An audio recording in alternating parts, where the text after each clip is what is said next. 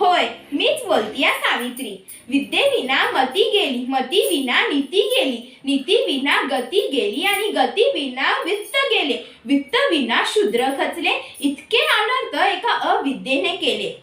शिक्षण हे दूध आहे वाघिणीचं आणि ती मी माझ्या लेकरांना देणार होते. शेळपटासारखं जगला तर काम तमाम होतं आणि वाघासारखं जगला तर नाम होतं. कार्य खडतर होतं, पण आम्ही देखील शिवरायांच्या मावळ प्रांतातील वंशज होतो. माघार घेणं हे आमच्या रक्तातच नव्हतं. शिक्षणासाठी पाठी हाती दिसली असती का? फुले सावित्री नसती तर मुलगी शिकली असती का? फुले सावित्री नसती तर मुलगी शिकली असती का?